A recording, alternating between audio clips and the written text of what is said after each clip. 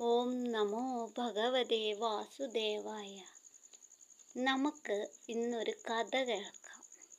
മനസ്സിൻ്റെ ദൂരമാണ് വൈകുണ്ഠം. കൊട്ടാരത്തിൽ നടന്ന ഭാഗവത സപ്താഹത്തിൽ ഗജേന്ദ്രമോക്ഷം കഥ കേട്ട രാജാവിന് ഒരു സംശയം.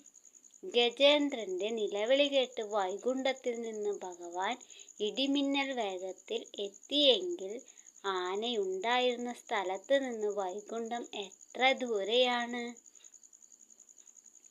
പണ്ഡിതൻ ഉത്തരം കിട്ടാതെ വിഷമിച്ചപ്പോൾ സദസ്സിലെ ഒരു സാധാരണ പരിചാരകൻ എഴുന്നേറ്റ് നിന്ന് മനോഹരമായൊരു മറുപടി നൽകി.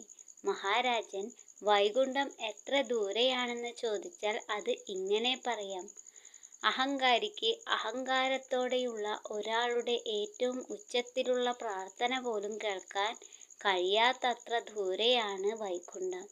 ദുഃഖിതന്, എന്നാൽ വിഷമിക്കുന്ന ഒരു ഹൃദയത്തിന്റെ നേരിയ മിടിപ്പ് പോലും കേൾക്കത്തക്ക വിധം അടുത്താണ് വൈകുണ്ഠം.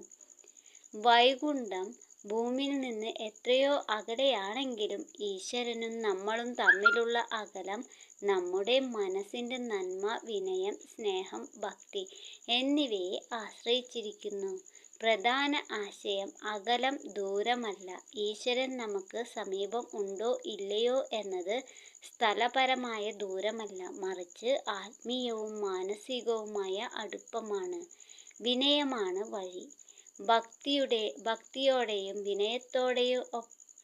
വിനയത്തോടെയുമുള്ള ഒരു വിളിക്ക് ഉടനടി മറുപടി ലഭിക്കുമ്പോൾ അഹങ്കാരത്തോടെയുള്ള ഏതു പ്രാർത്ഥനയും ലക്ഷ്യത്തിലെത്താതെ പോകുന്നു. കഥ എല്ലാവർക്കും ഇഷ്ടമായി എന്ന് വിചാരിക്കുന്നു.